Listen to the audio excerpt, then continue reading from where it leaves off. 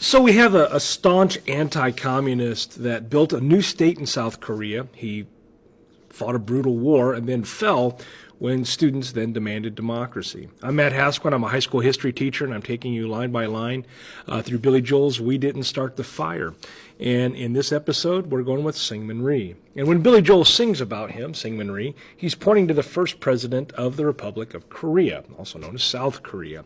He was a leader whose anti-communism and authoritarian rule shaped the peninsula, the Korean peninsula's Cold War era.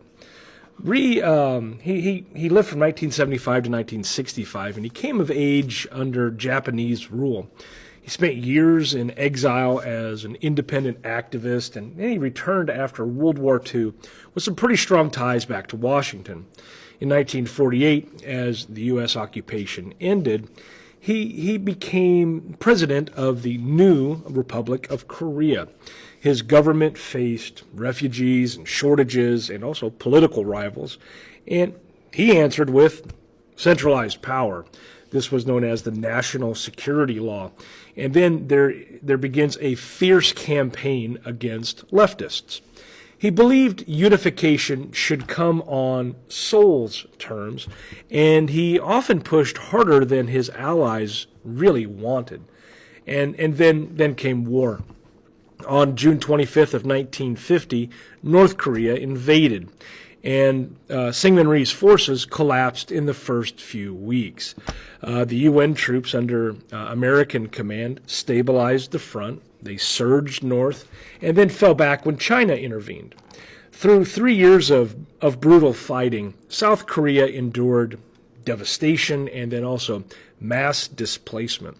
Rhee opposed a national stalemate, and in June of 1953, he unilaterally released thousands of North Korean POWs who refused repatriation, and this move was meant to, sabotage armistice talks but they also secured him some degree of leverage. The United States promised stronger security guarantees.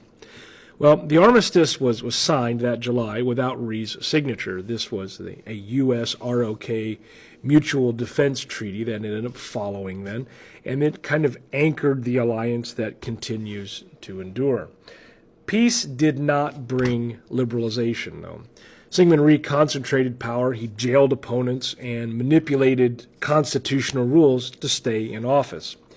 He survived the 1952 Busan crisis by declaring martial law to force a change to direct presidential elections. He won again in 1956. The breaking point came after the March 1960 vote. It was widely seen as rigged to deliver the vice presidency to his ally, the mayor of Seoul, Lee Ki-pung. Now, protests by students and citizens eventually swelled into the April Revolution.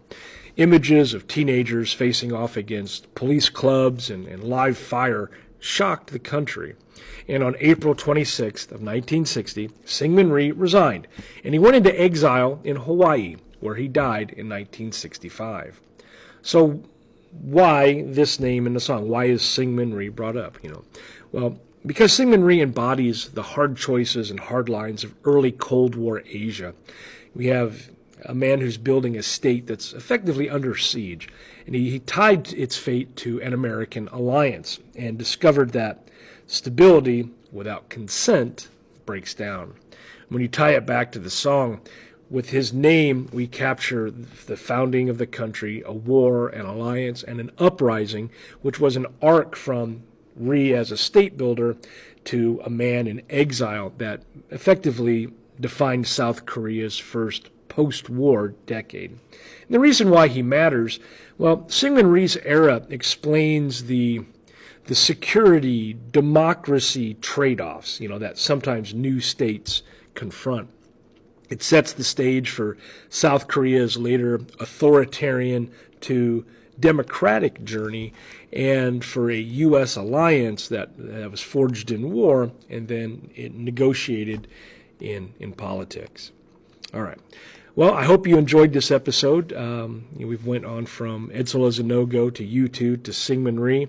And our next line here is going to be, well, Payola and Kennedy. So I appreciate it. I hope you liked it, and we'll continue throwing these out for you. Thanks for watching.